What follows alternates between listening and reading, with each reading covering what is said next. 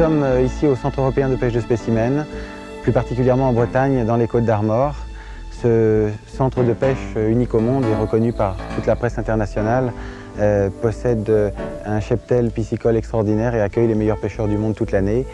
C'est donc pour cette raison que la Fédération internationale de pêche sportive a confié à Fishabil SA, qui gère le Centre européen de pêche de spécimens, l'organisation de cette Coupe du monde de pêche de la carpe, et qui a vu la victoire de Rob Hughes et Simon Crowe pour l'Angleterre. Et ce sont ces mêmes pêcheurs que nous allons retrouver pour une partie de pêche avec eux sur ce même plan d'eau où ils ont gagné.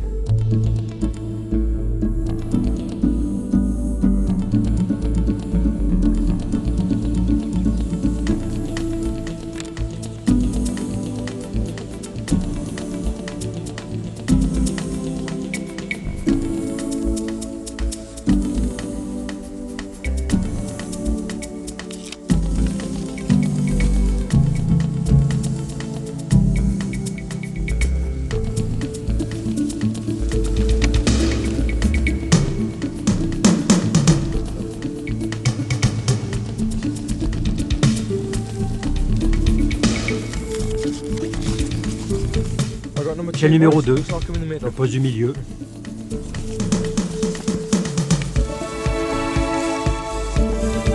Numéro 3, on verra.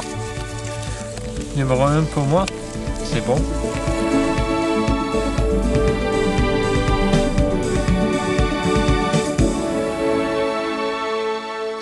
Voilà, donc maintenant le tirage au sort est terminé.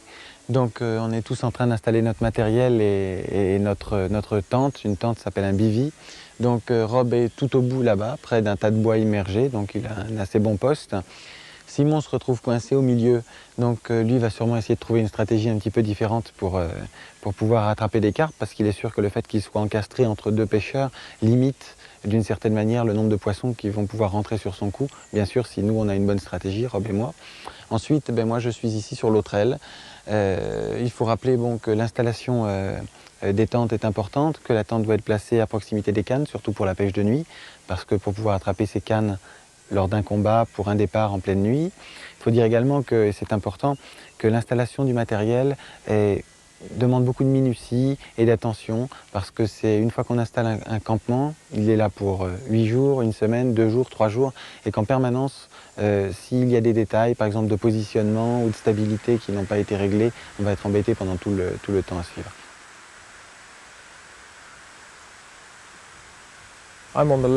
J'ai le poste de gauche, Simon est au milieu et Raphaël à droite. Il y a plusieurs stratagèmes possibles. Pour commencer, je vais me servir des micro-bouillettes. Ce sont des bouillettes de très petite taille. Je vais en faire un tapis d'appât autour d'un de mes marqueurs là-bas. J'ajouterai quelques bouillettes par-dessus et j'y installerai mes lignes. Voici les 3 variétés de bouillettes que j'utiliserai aujourd'hui. Des bouillettes classiques de 20 mm de diamètre, parfumées à la pêche, Kevin Nash. Ici, nous avons des pellets, des bouillettes parfumées qui se dissolvent facilement, à la mandarine. Et enfin, les micro-bouillettes, Nash, à la mandarine.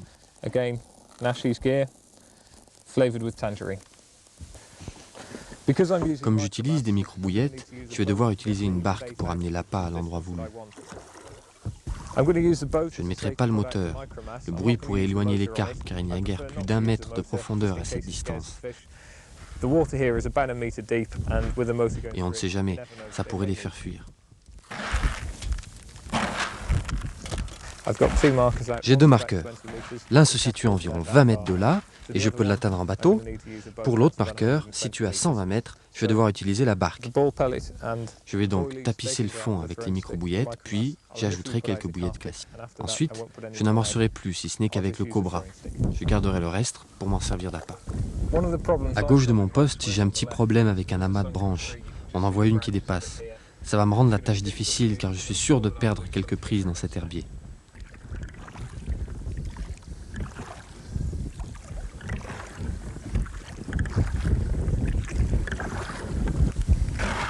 Nous voici à l'extrémité de mon poste, dans la partie graveleuse. Je mets un peu de micro-bouillette autour de mon marqueur. À cet endroit, le fond est en pente, après une petite partie graveleuse et très pentue. On atteint à cet endroit 1,50 m ou peut-être 1,80 m de profondeur. Et je suis sûr que les poissons vont venir dans ce coin. En fait, j'en ai déjà vu. C'est pour cette raison que c'est un de mes endroits préférés. Voilà, donc on va maintenant préparer l'amorce.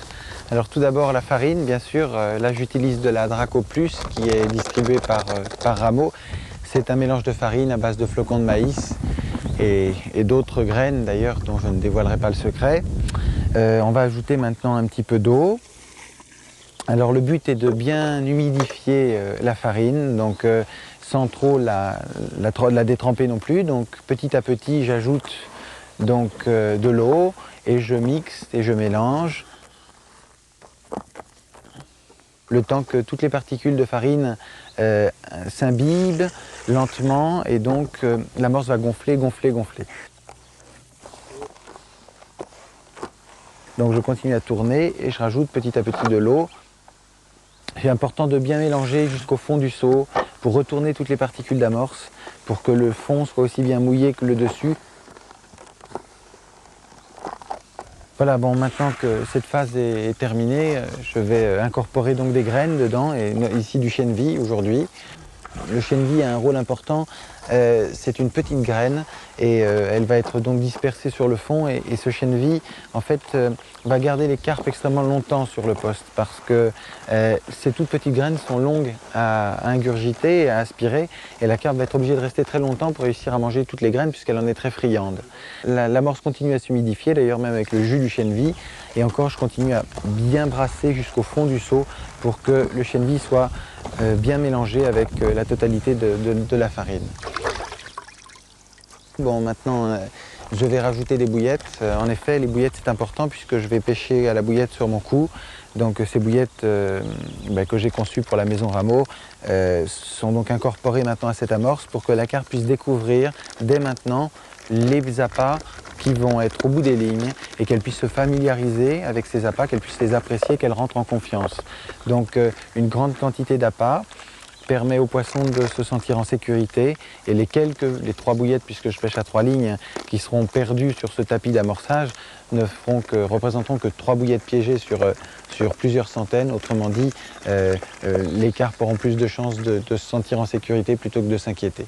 Voilà, donc je rajoute ces bouillettes. Toujours important de bien les mélanger, de bien les incorporer, tout ça à cette masse, sans toujours dépasser le fait que les graines plus les bouillettes plus tout ce qui est rapporté dans l'amorce ne doit pas faire plus d'un tiers de la masse totale de la farine, car la farine ne réussirait plus à coller ses particules. Et le but, je le rappelle, c'est de bien coller tout ça en faisant des grosses boules par la suite. Voilà, maintenant on va parfumer la totalité de cette préparation avec le même parfum qui est utilisé dans les bouillettes pour que cette saveur se diffuse partout sur le cou sous l'eau et que les carpes en arrivant donc reconnaissent d'abord l'odeur, mangent les petites particules, puis les bouillettes qui seront parfumées avec ce même arôme et ensuite bien sûr les bouillettes qui seront au bout des lignes.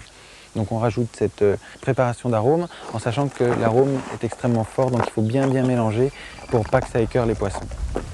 Maintenant on va laisser un petit peu l'amorce gonfler parce que la farine a besoin de bien s'humidifier pour bien coller toutes les particules qu'on a mis à l'intérieur. Et donc on va attendre environ 15 minutes, puis on va pouvoir commencer à faire les boules avant d'aller les placer sur le poste. Donc il ne reste plus qu'à attendre.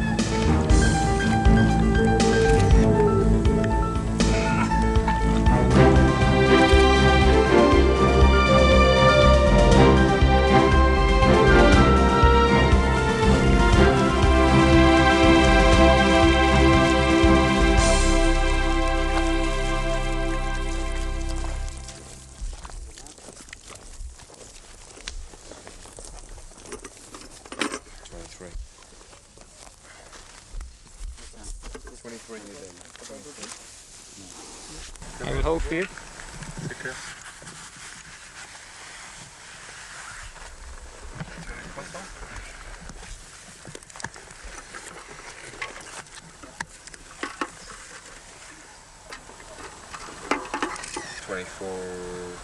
Yeah, 24, 1, 24, 1, 24. Yeah, excellent. Yes.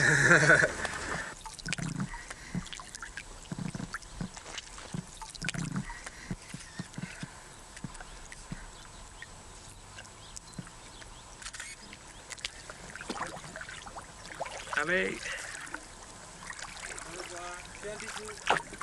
Okay, at the moment I'm in the middle of the Bon, tree. quant à moi, j'ai le poste du milieu.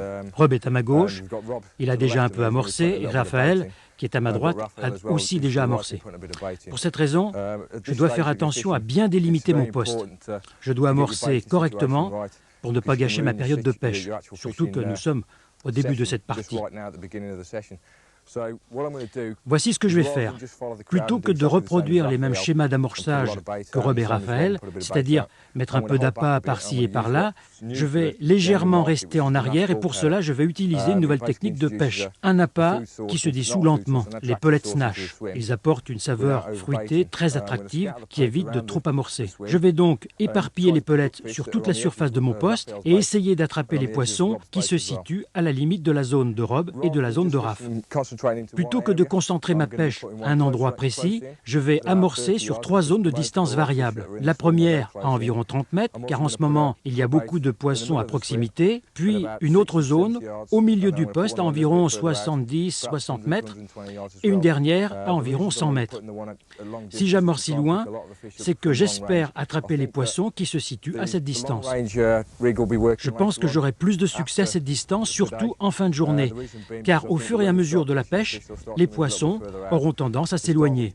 En début de partie, ils sont assez près, ensuite ils reculent. Juste en face de moi, j'ai mon marqueur central situé au milieu de mon poste, ce qui m'offre un point central d'amorçage. Mais là encore, je ne concentrerai pas l'appât sur un point unique, mais je l'éparpillerai tout autour pour me donner la possibilité d'amorcer sur une zone plus vaste.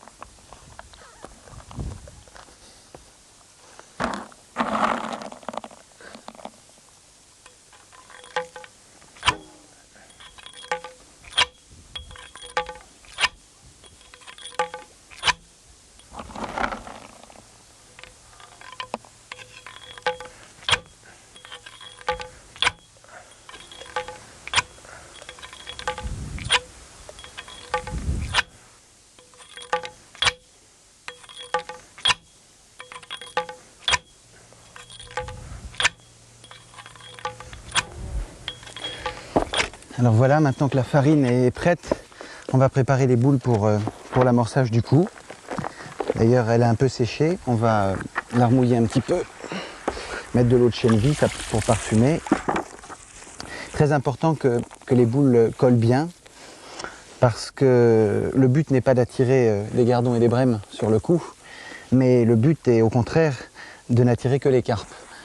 Autrement dit, il faut un amorçage solide et très collant. Quand ça colle bien à une seule main, on arrive à faire tenir donc la farine, elle commence à coller. Donc là, c'est bien mouillé. Voilà, hop, maintenant on y va. Donc je fais des boules qui sont très grosses, puisque le but n'est pas de recouvrir une grande surface, mais de poser des limites précises. Il est important de faire une boule vraiment compacte.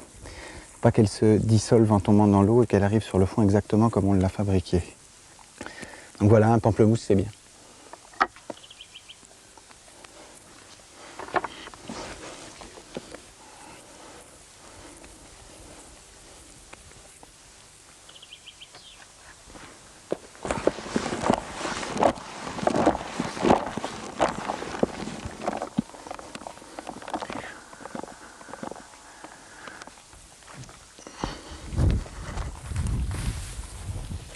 Cet amorçage extrêmement lourd est fait, donc on l'a dit tout à l'heure, pour planter le décor, c'est-à-dire que je ne le renouvellerai pas pendant toute la partie de pêche, mais dès le début, j'insiste pour nourrir ces poissons, pour leur montrer qu'ici les carpes peuvent manger, peuvent se nourrir sans danger, sans risque.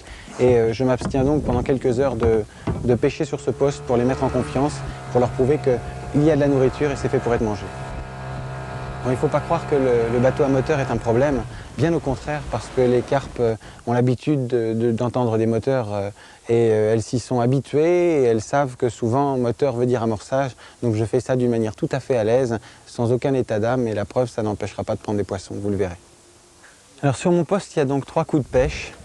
Je commence toujours par amorcer sur le marqueur pour planter le décor, autrement dit 20 mètres devant le marqueur. Et là, je fais une zone extrêmement précise d'amorçage sur lequel je vais automatiquement, dès le début, placer ma canne du milieu. Ensuite, je décline sur le poste de droite, qui est beaucoup plus large et beaucoup moins précis. L'amorçage commence à 60 mètres du bord et va jusqu'à 90 mètres sur une longue bande qui va essayer de bloquer tous les poissons qui viennent de la droite. Ensuite, il y a donc le repère de droite, qui est beaucoup plus près de la berge, donc autour de 30-40 mètres, et lui est destiné à stopper tous les poissons qui, venant de la droite, ne seraient pas arrêtés sur le poste du milieu ou sur celui de droite et qui voudraient traverser vers Simon qui pêche à côté de moi. Autrement dit, je les arrêterai.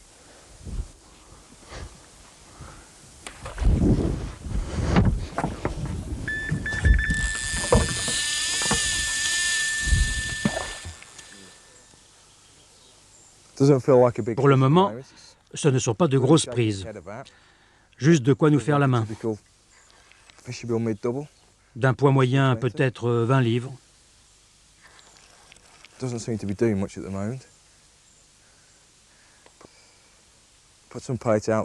Jusqu'à présent, c'est pas le pied. Depuis ce matin, j'ai envoyé une 50aine de bouillettes.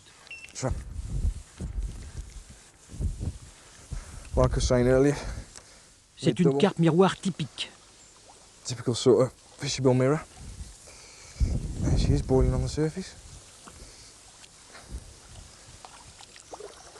C'est assez difficile à cet endroit car il y a peu de fond.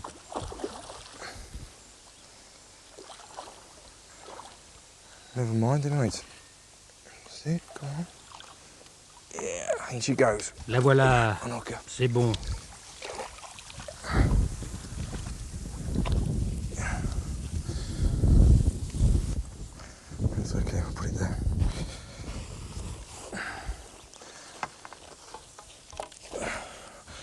Première vue, elle fait 14 ou 15 livres.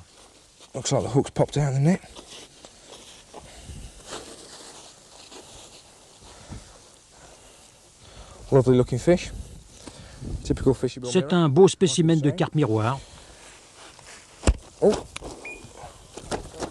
J'ai une autre touche. Je reviens dans un instant.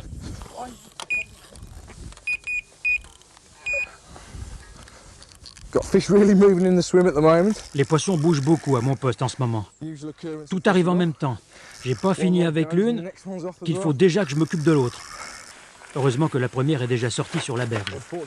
Sinon, j'aurais dû faire l'impasse sur la deuxième.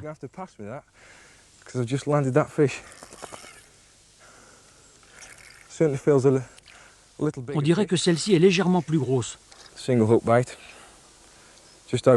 Elle a attrapé l'appât que j'avais lancé derrière mon marqueur ce matin.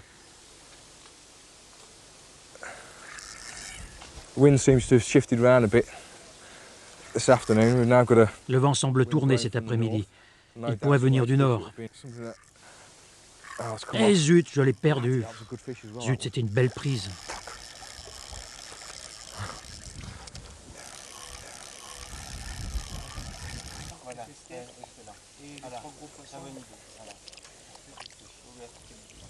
Only small fish, but Elle est petite, mais c'est une belle carte miroir.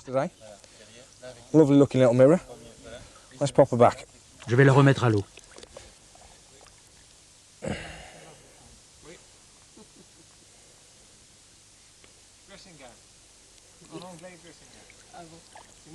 This is an important part, Carl. La remise à l'eau est un point important, car on souhaite tous la repêcher ultérieurement. See so many anglers just Certains pêcheurs remettent les poissons à l'eau sans les maintenir et les abandonnent à leur sort. Il faut les aider, les maintenir droits jusqu'à ce qu'ils soient prêts. support it until it's ready. At the moment, this fish isn't ready to go off. She'll start flapping herself like that. Au moment où ils sont prêts, ils recommencent à onduler comme celle-ci. Voilà, elle est prête. When they decide to go, Il faut garder un œil sur eux jusqu'à ce qu'elles disparaissent. C'est bien.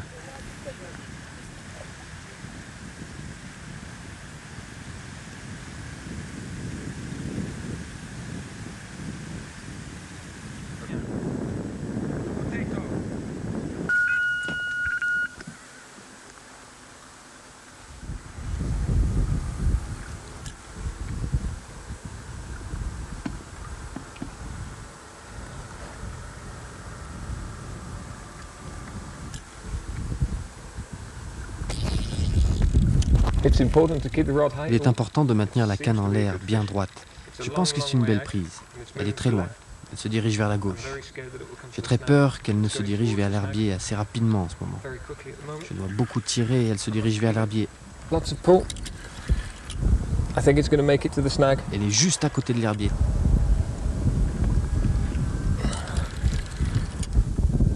Yeah, it's very close. Very, very close. Elle est presque dedans. Je lève ma canne encore plus haut. C'est le moment où l'on prend le risque qu'elle se décroche. The hook coming out. Je peux la sentir dans l'herbier. I can feel it in the snag. That's a good fish.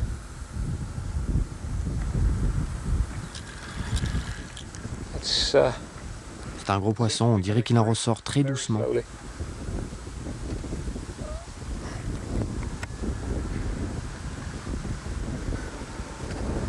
Now it's stuck. Il est coincé.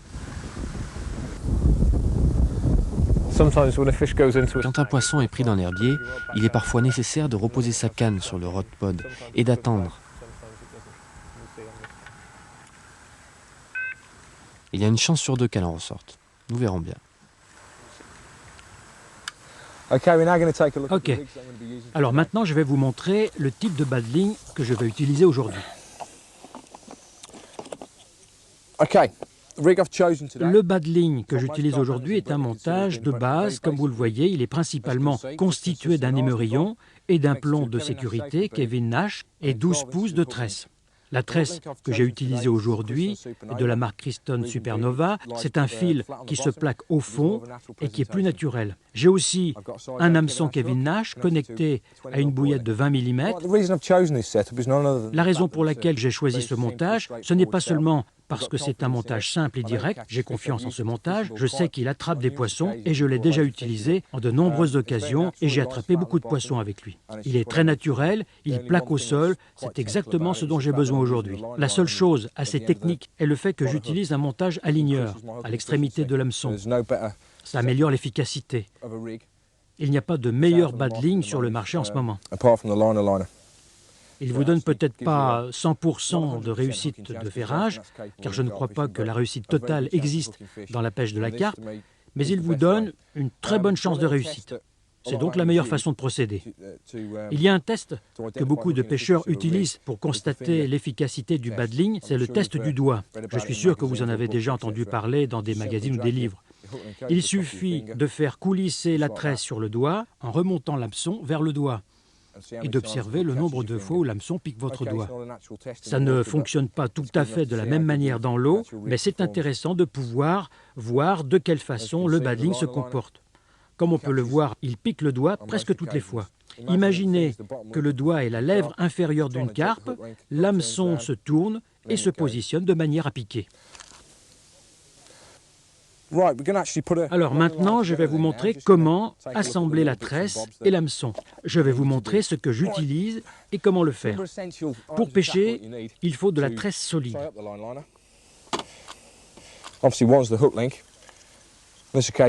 Pour l'occasion, j'utilise du Keystone Supernova. Prenez la tresse, coupez-la à la longueur voulue, dans ce cas-ci de 12 à 15 pouces. L'hameçon que j'utilise est un Kevin Nash.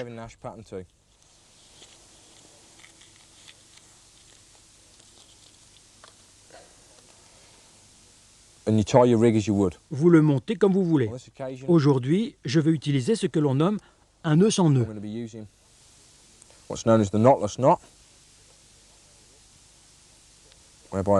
Je lie la tresse à la hampe.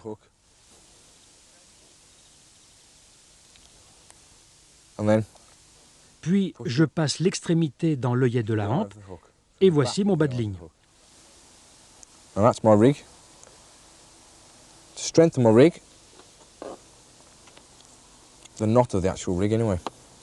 Pour renforcer le nœud, je mets une touche de superglue.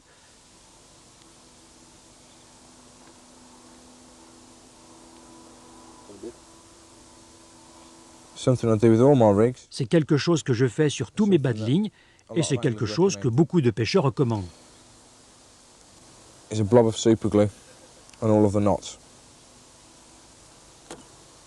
On étale la glu sur toute la surface du nœud, puis on souffle bien fort dessus. On étale un peu et c'est prêt. Voici donc mon bas de ligne. En ce qui concerne le montage à ligneur, il faut prendre un morceau de gaine.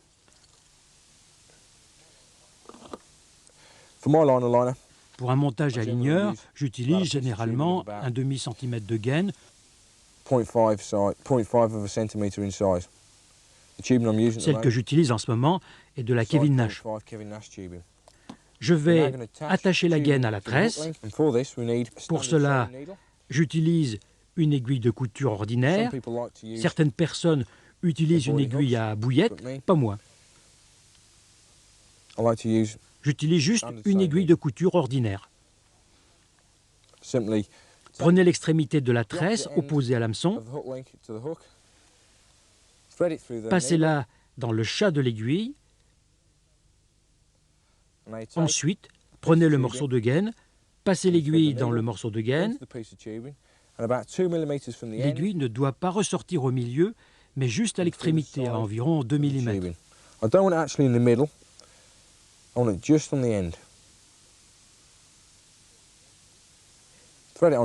Faites glisser la gaine le long de la tresse,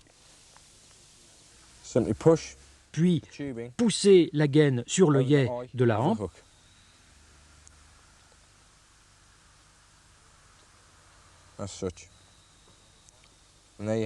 Maintenant, vous avez un simple montage à ligneur.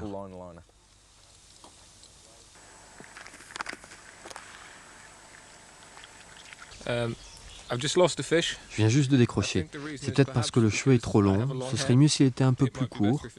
Et aussi, je sens au toucher que l'hameçon est un peu émoussé à cause de l'herbier. Il est fichu.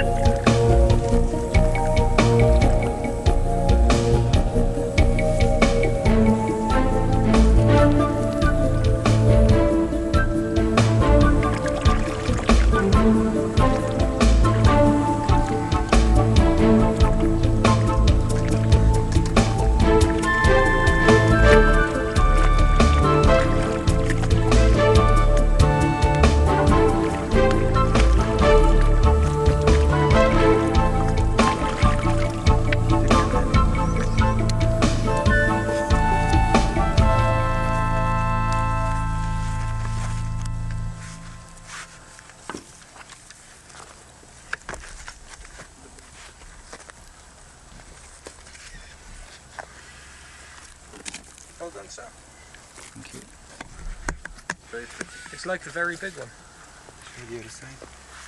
You see? This is nice. Beautiful.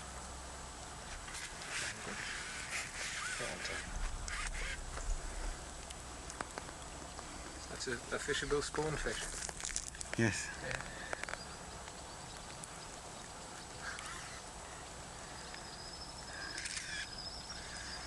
Back home. Call your mother.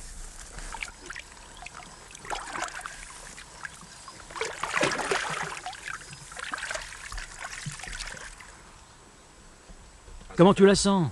Stuck. Coincé. À nouveau? Yeah. It's in the tree. C'est dans les arbres.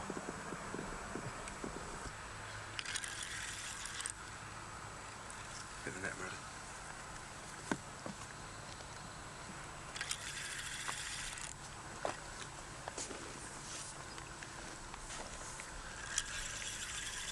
We've managed to get it out of the snag. On a réussi à la faire sortir de l'herbier. Very snaggy out there. There's a lot of. C'est très encombré là-bas, avec du bois mort au fond. It's very C'est difficult. très difficile car il faut vraiment combattre. Et pour ça, je dois beaucoup tirer. A lot of stick. And when you do your wrist cut pulls, obviously.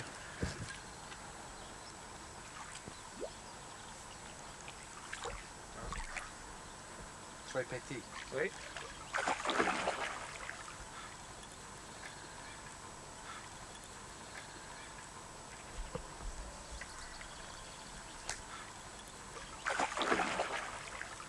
Elle est petite mais nerveuse. And in she goes. Down the back end of the line, right?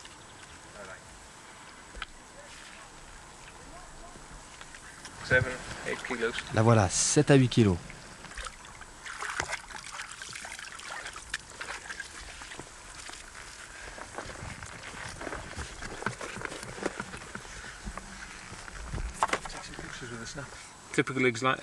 Voilà un exemple typique de montage à ligneur. L'hameçon se plante dans la lèvre inférieure du poisson. C'est parfait, le poisson n'est pas blessé. Je fais couvrir les yeux du poisson pour le calmer.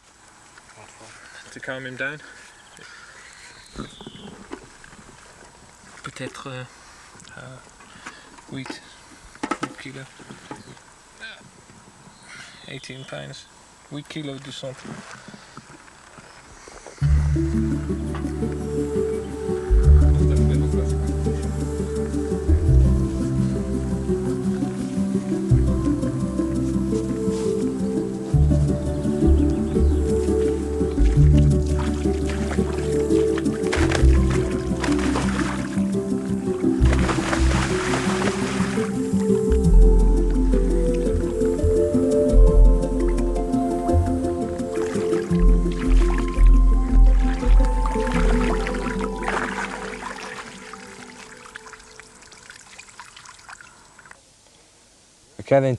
Pour terminer le bas de ligne, mesurer la longueur de cheveux nécessaire. Aujourd'hui, j'utilise un appât de 20 mm.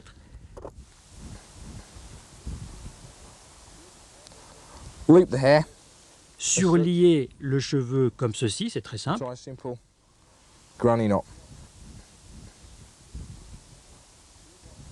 It is rather fiddly. Le nœud est facile à réaliser, mais délicat à utiliser. C'est pourquoi j'utilise une aiguille. Je passe l'aiguille au travers de la boucle, puis dans la seconde boucle, et je tire en arrière. Mon cheveu est pris. Il me reste juste à couper l'excédent de cheveux avec une paire de ciseaux.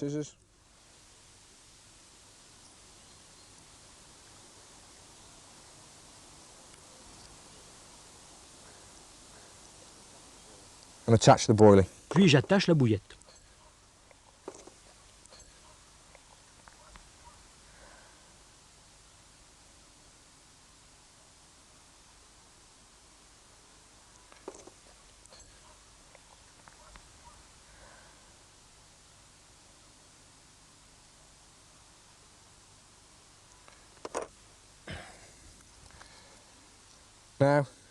Beaucoup de personnes ont tendance à utiliser des petits morceaux de brindilles ou d'herbe à l'intérieur de la boucle pour maintenir la bouillette en place. Moi, je préfère utiliser un stop bouillette naturel qui provient de mon magasin de pêche. Voici mon bas de ligne monté en aligneur. Voici ce que je vais utiliser aujourd'hui. Et il fonctionne exactement de la même manière que je vous ai montré précédemment. Voilà, essayons d'attraper quelques poissons avec ça.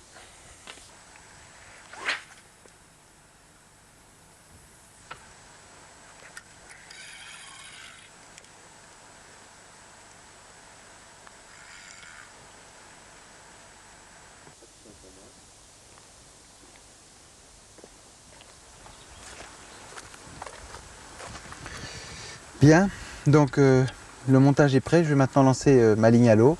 Comme vous pouvez le constater, je n'ai qu'une bouillette sur mon cheveu. Ce sont des bouillettes de 18. 2 bouillettes sur fil soluble derrière pour augmenter l'attractivité de la ligne. Bon, un bas de ligne qui fait 10 cm court pour avoir une réaction rapide sur le ferrage, c'est-à-dire que j'utilise un montage auto-ferrage. Un hameçon pratiquement, c'est un micro-ardillon en fait, on pourrait dire sans ardillon parce qu'il n'y a pratiquement pas d'ardillon. On a derrière donc mon bas de ligne, l'émerillon, des perles de protection, un anti-emmêleur très court avec un poids lourd, 110 grammes, le tout bloqué par un stopper derrière, autrement dit la carpe va prendre la bouillette, soulever la tête et se piquer automatiquement. C'est le système qui veut ça, et aussitôt après, le départ, la touche, donc, et le contact avec le poisson et la bagarre. Je vais préférer utiliser ce type de montage pour optimiser l'efficacité. Pas de place au hasard, autrement dit la carpe vient, elle aspire la bouillette, elle est piquée automatiquement, après j'ai plus qu'à la ramener.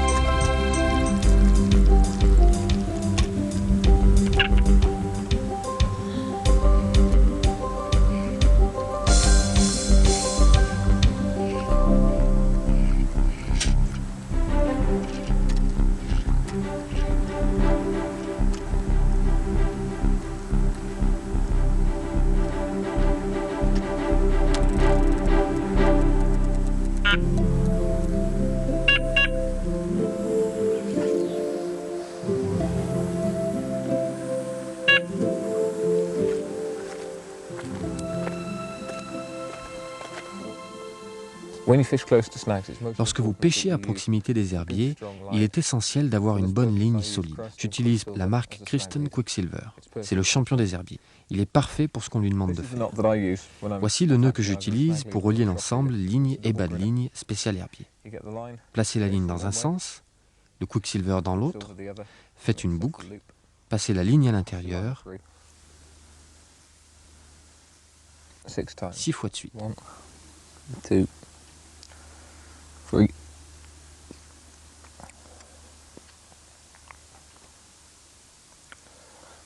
3.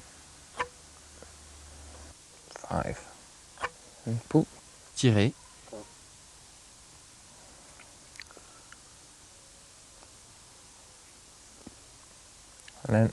Et faites la même chose de l'autre côté. Puis tirez.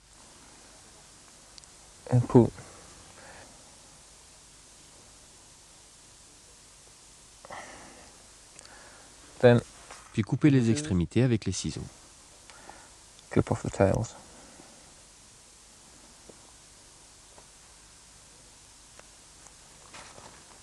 And there it is. Et voilà. Lorsqu'on utilise un bas de ligne spécial herbier, ce n'est pas très important qu'il soit très long. Ce qui est vraiment nécessaire, par contre, c'est de donner quelques tours de moulinet pour que, lorsque l'on lance, une partie de la tresse soit sur la bobine. La meilleure chose à faire est de rembobiner la tresse jusqu'au bas de la bobine. On peut le voir sur la bobine maintenant. Et si on le coupe là, on a quelques tours de tresse sur la bobine. C'est utile, surtout lorsque l'on pêche de la berge. Le plomb ne claque pas entre les anneaux de la canne.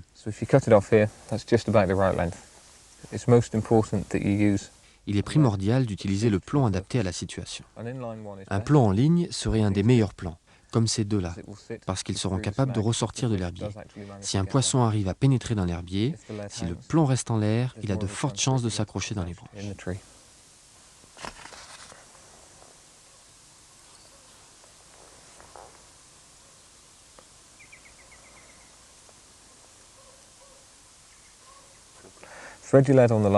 Faites glisser le plomb le long de la ligne.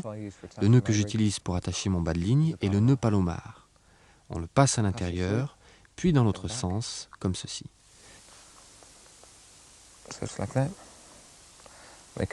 Faites une boucle.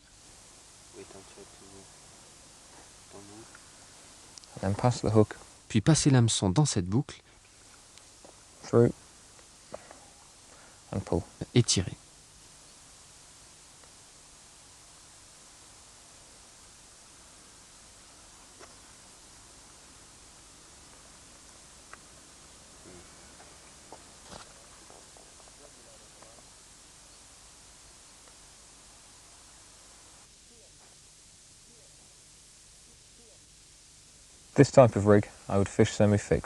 Mettez les mérions dans le plomb, comme ceci, et voilà un montage semi-fixe.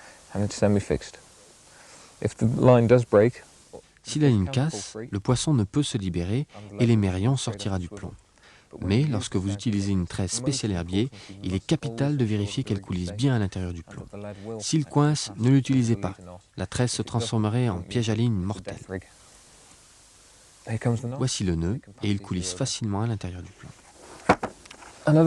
Voici un autre produit que j'utilise pour renforcer ma ligne. Ça s'appelle Granite Juice. C'est totalement génial. On met une petite quantité sur un chiffon que l'on passe sur la ligne, juste sur le corps de ligne, et non pas sur le bas de ligne. Je fais ça sur environ 10 mètres. Puis je laisse sécher 1 minute. La pellicule ainsi déposée permet d'augmenter la résistance du fil de 2 à 3 fois.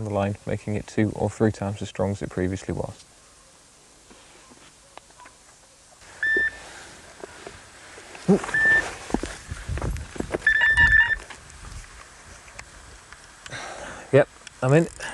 Ça y est, j'ai un départ. That was interesting. Just showing the cross and demonstration. The two bleep pick up on the right hand rod. Je sens que la ligne touche des branches au fond.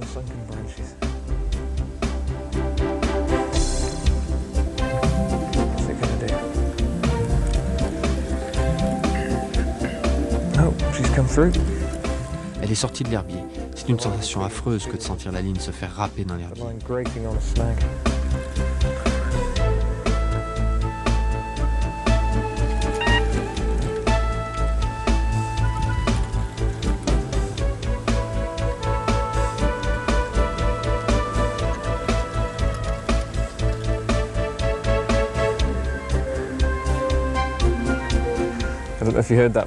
Je ne sais pas si vous avez entendu, mais une autre carpe fait des siennes là-bas. Il va falloir que je ramène celle-ci sur la berge.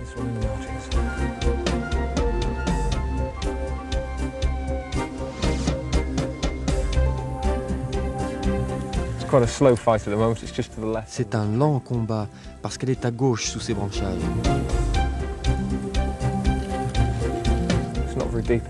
C'est pas très profond à cet endroit. Il va donc falloir que je m'approche pour la ramener sur la berge.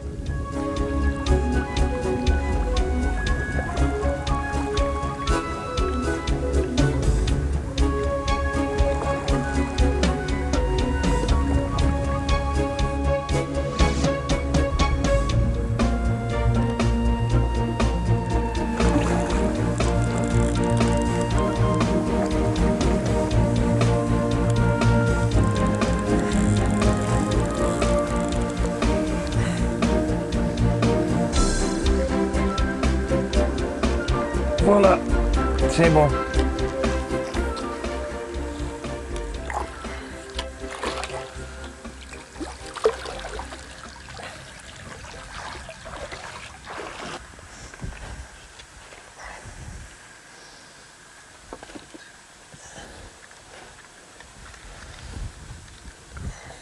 L'hameçon c'est ici, et avec une microbarbe, c'est très sympa.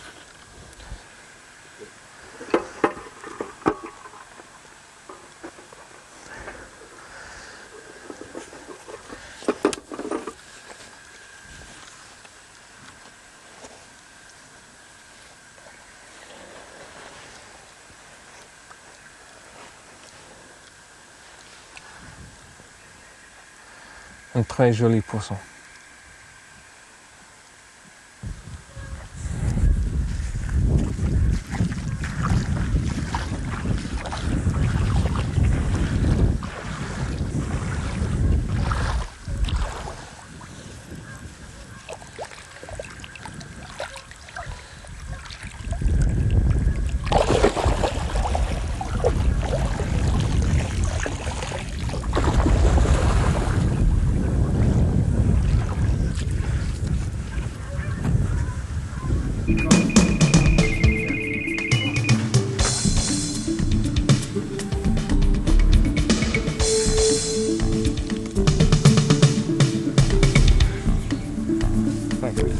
Si je pouvais tenir le poisson éloigné de l'herbier,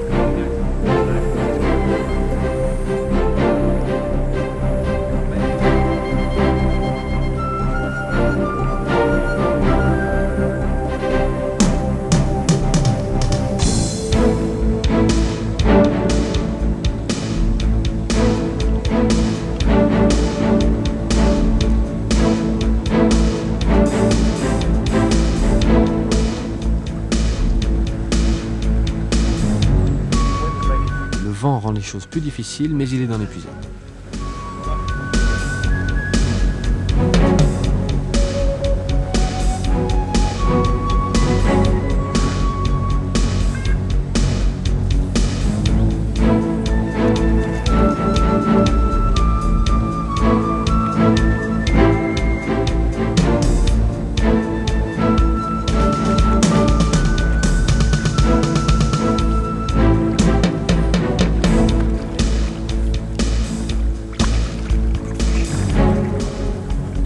pas une mauvaise prise, une prise décente.